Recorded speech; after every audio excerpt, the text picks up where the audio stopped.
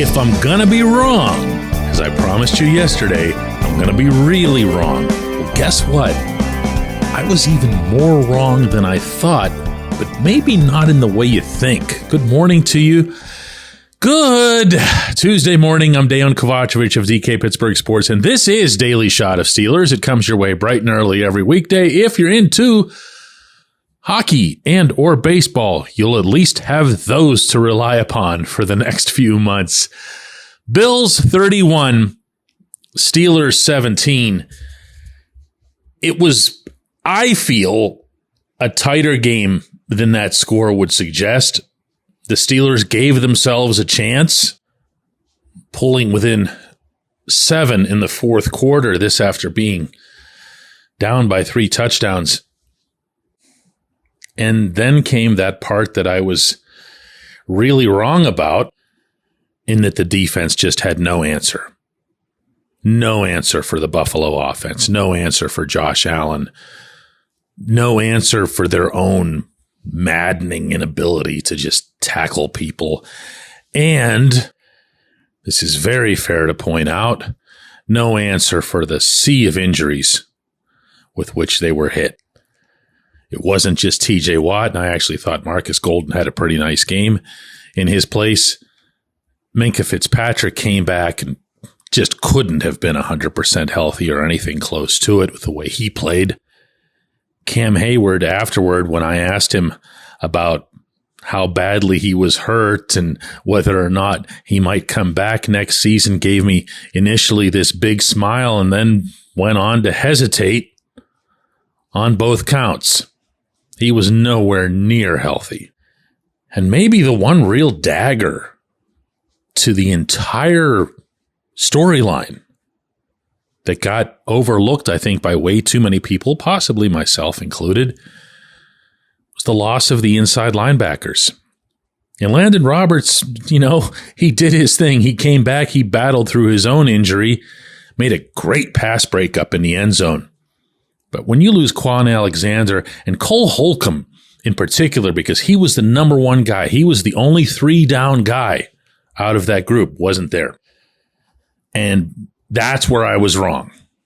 That's where I feel like I should have been more cognizant of how easily picked apart this defense could be by a quarterback of this caliber. Allen did stuff in this game that ordinary or even very good quarterbacks don't do and can't do. And if you're going to go at him basically hopping on one leg, you've got no chance, no matter what you do offensively. Oh, and that's another place where I was wrong, even though in a weird kind of way I was right.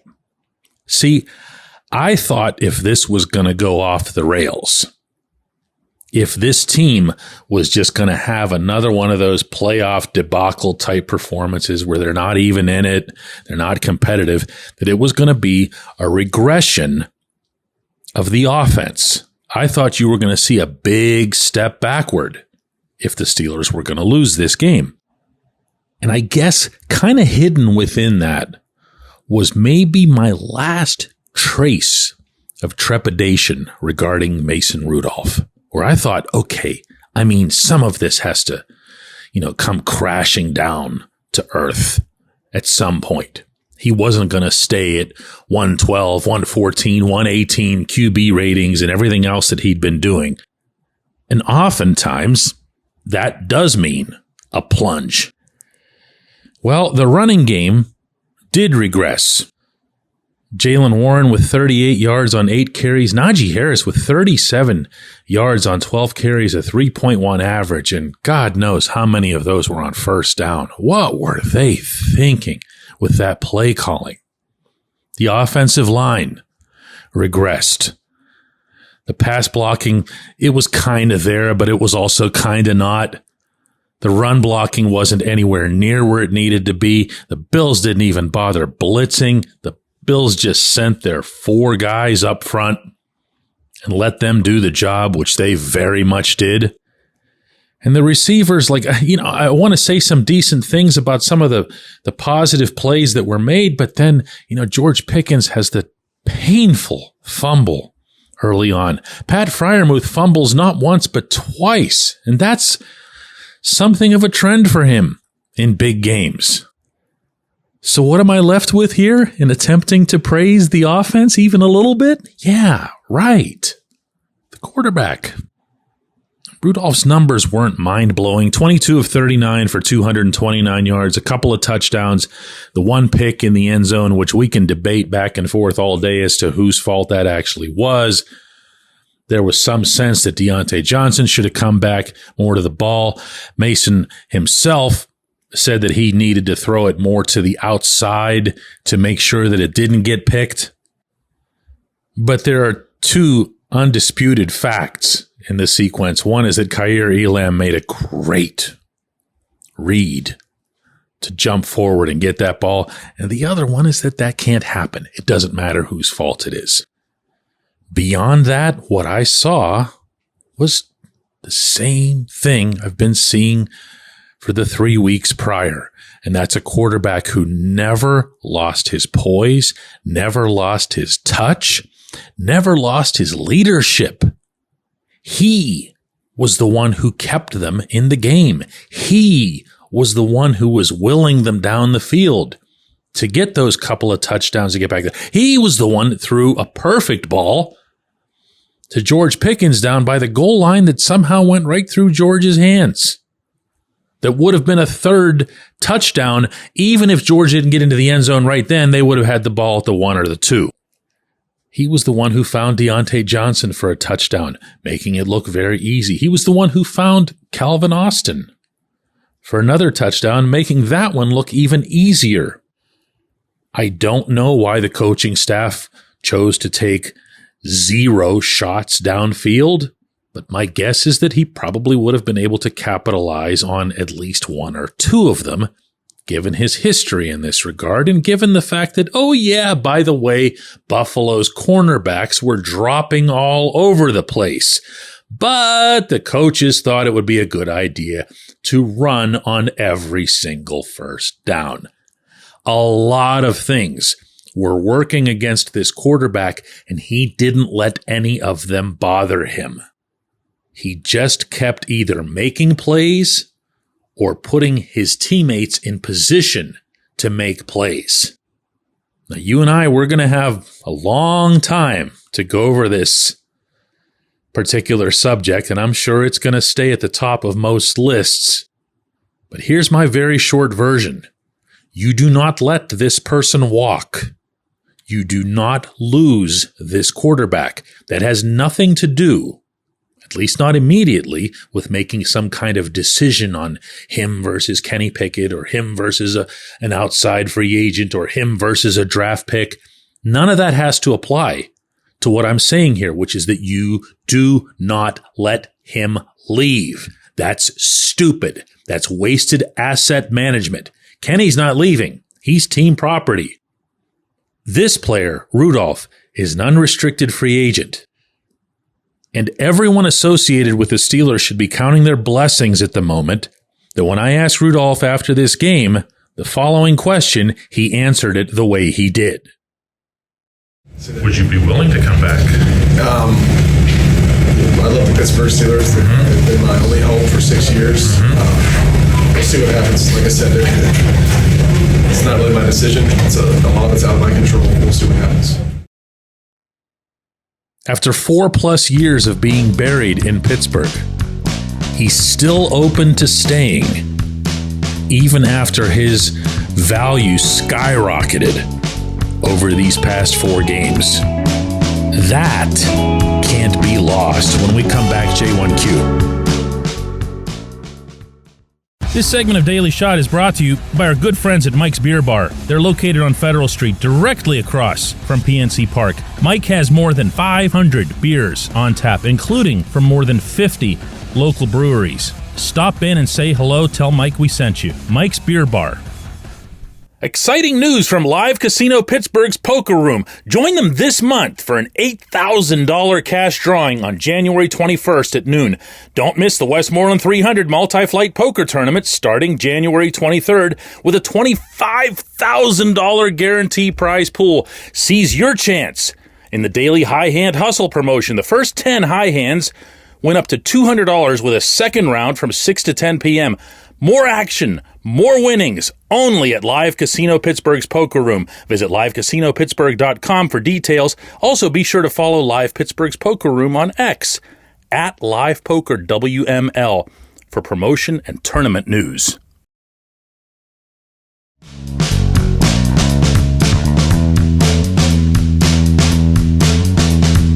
Today's J1Q comes from Rodney, who says, DK, for a $100 million defense and the most expensive one in the league, the Steelers sure looked very soft. Isn't this Mike Tomlin's side of the ball? Yeah, it is. And when you see players who are either unable or way worse, unwilling to make tackles, there's a lot of things you need to be questioning. Not least of which is your chief priority being bringing down the ball carrier, wherever it is that they happen to be. This was the old Dick LeBeau mindset. He'd acknowledge readily, they're going to beat you every once in a while. They're going to put a ball somewhere, they're going to run somehow, and they're going to beat you. But you can't let them beat you for the distance. You've got to be able to bring them down at every opportunity. And that was the polar opposite of what happened in this game. The Josh Allen 52-yard run, Minkah Fitzpatrick pulling up there because he thought Allen was going to execute one of those Kenny slides. And watching Patrick Peterson and Levi Wallace, and there's nobody you'd leave off the list, especially not in the secondary.